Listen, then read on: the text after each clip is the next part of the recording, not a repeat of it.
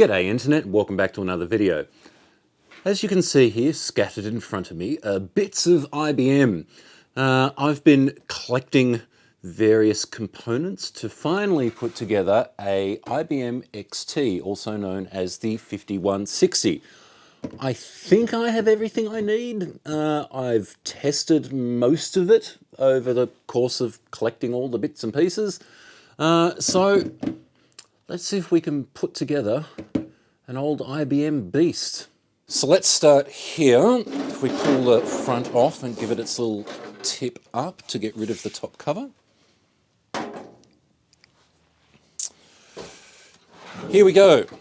It's a little dusty inside, but here is the main board and the power supply. We've got our speaker already in. This board seems to have already been had a 8087 coprocessor put in, which is kind of nice. And it looks like the dip switches are already set for that. So this is kind of our starting point. I'll give it a quick wipe out and let's start putting some components in it. So it's been a while since I've worked on one of these. However, there is a couple of things I remember. And the first thing is the drives kind of have to go in first. A, so we can access screws, and B, so we can route cables and such. So we'll start with a hard drive, and this is a 10 megabyte mini scribe, and it's an MFM hard drive, so we need the dual cables for that. And it's a lot easier to plug these in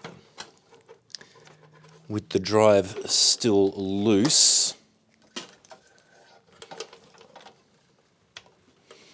Right, and we'll plug it into power, and you should just slide in. Good.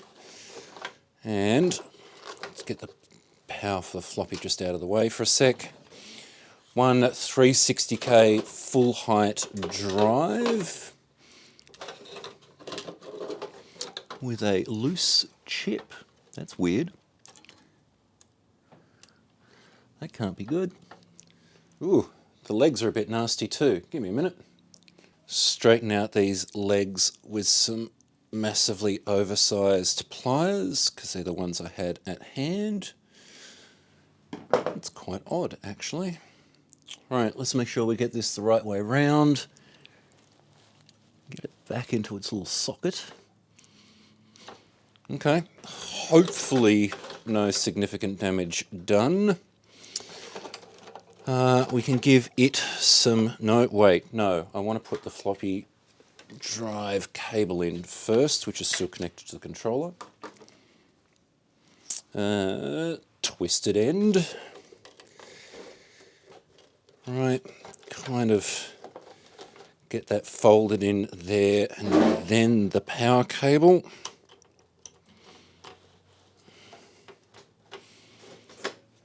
Okay. That's not a bad start.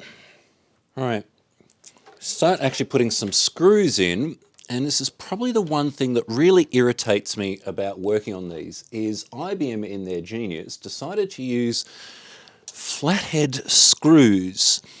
And if I remember correctly, they're 8/32 coarse thread, which here in Australia, not exactly the easiest screw to find. Yeah, you can order them online, but well, let's just say I wasn't able to run to Bunnings and buy some. But we can get those screws in before we put any cards in the way. And again, on the other side for the hard drive.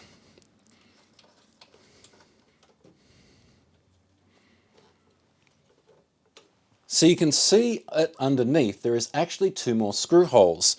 Now, I don't quite have enough screws, hence going to Bunnings and looking for them. The floppy drive doesn't really flop around too badly, but the hard drive does. So I do actually have a screw I can spare. And we're going to put this in for the hard drive, if I can see past the camera. Come on. Got it.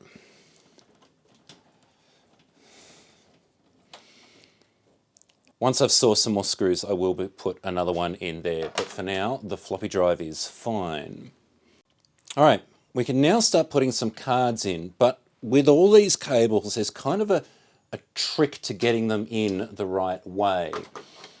So we're actually going to start with the MFM controller, hard drive controller, which is these two cables here, lining up pin 1 and pin 1. I messed that up. Come on.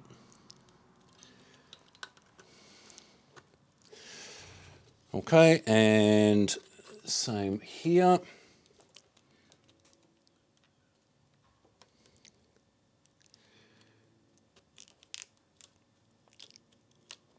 Right, and we can put it into a slot, but we deliberately want to leave one, and that will make sense in a second, which is the floppy drive controller, because it's also got a nasty long cable.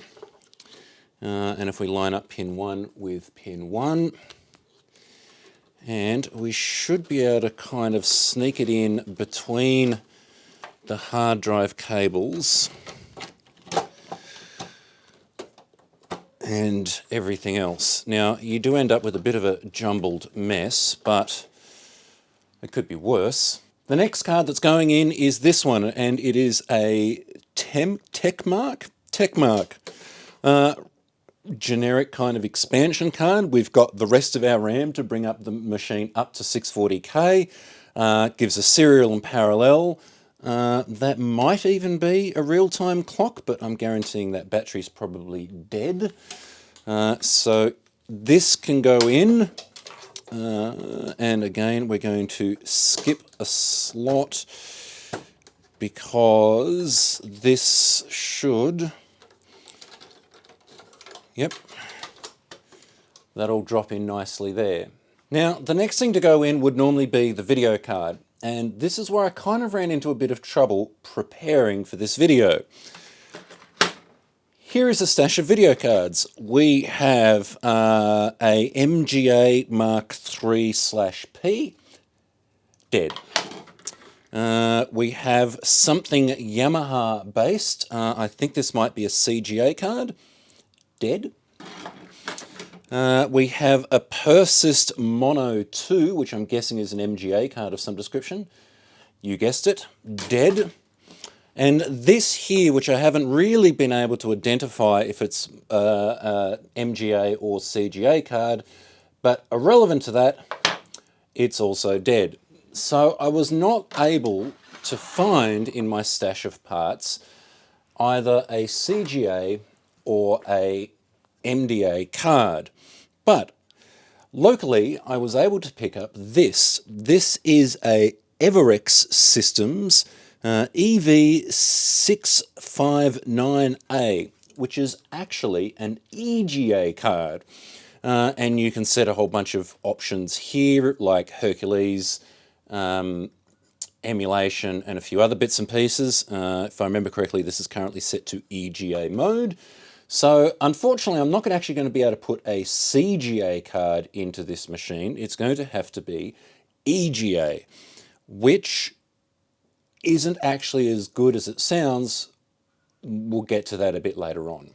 So last but not least, the EGA card goes in, and I now get to swear at a whole bunch of flathead screws.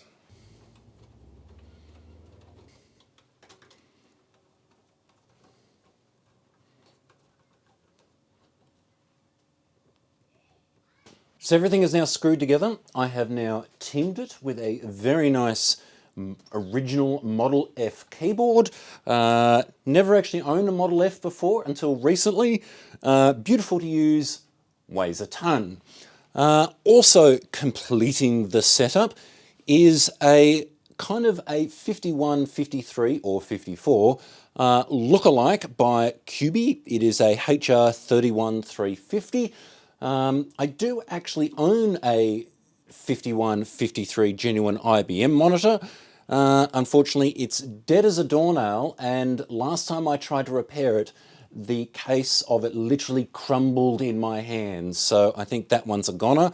But this one is quite a nice substitute. It is also actually an EGA monitor, so the addition of our EGA card isn't completely lost.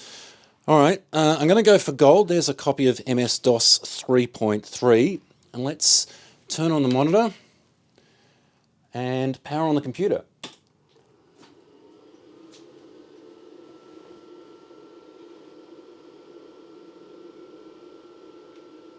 EGA BIOS, and it's starting its RAM count.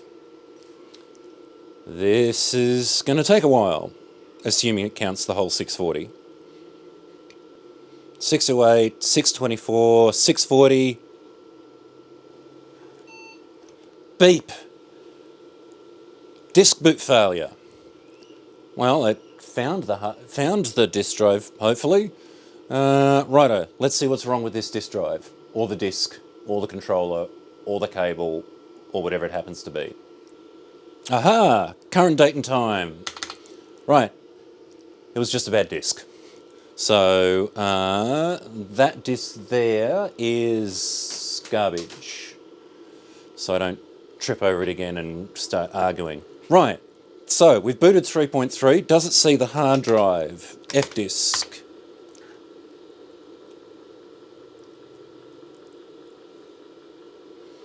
Current fixed disk drives, 1. Right, 4 to display. And it's actually already got a primary DOS petition on it. So what I'm going to do now is I've got no idea what's on this, so I'm actually going to blow it away, primarily because doing an install is usually a pretty good way, especially with formatting the whole hard drive and everything, of giving such an old hard drive a good flogging to see if it's actually going to stand up. Same with the disk drive. So I'm going to drop a copy of MS-DOS 3.3 on this machine, and I'll be back in a minute. So we're all back together and everything's set up and working fine. And I've gone and I've loaded some games on here, of course. So if we wanted to spark up, say, Arkanoid, and select EGA and keyboard, and it comes up in all its EGA goodness. But the EGA-ness isn't all that it's cracked up to be. So at the end of the day, EGA was more in the 286 era than it was in the original XT era. Now, putting one into an XT is certainly not a bad idea, but at the end of the day, it's the rest of the computer that becomes a bit of a bottleneck.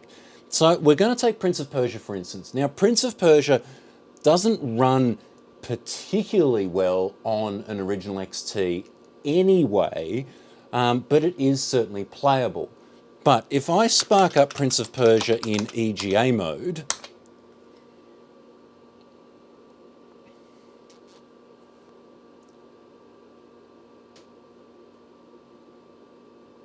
not only is it incredibly slow to load,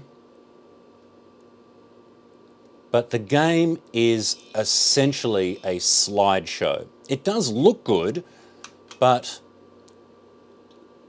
there's heaps of control lag. You can see the animation on the fire is ridiculously slow. And even if I was to run across that broken bit of floor, it's still thinking about it, and there we go. But if I was to spark it up in CGA mode,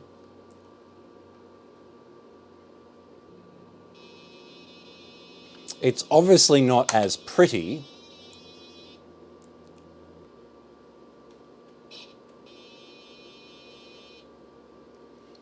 and it's still slow, but it is substantially better. Substantially? Substantially better.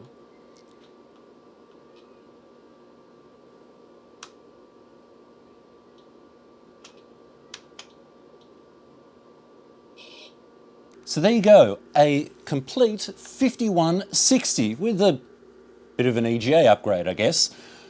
It's come together quite well, but there's one thing I'm not too sure about, and that is actually the monitor. As you can see here, this one has a proper little pivot stand, but if you remember correctly, The original IBM monitors didn't, and so this is how I kind of have a 5160 pictured in my head. But let me know what you think in the comments. Should I keep the stand because it is actually a bit nicer to use, or should I keep it a bit more original looking? But for now, that will pretty much do it. If you like the video, click like, subscribe, all that kind of stuff. You can find the channel on Patreon if you'd like to help me to support me make new videos just like these wonderful people just here. And that will pretty much do it. And I will see you in the next one.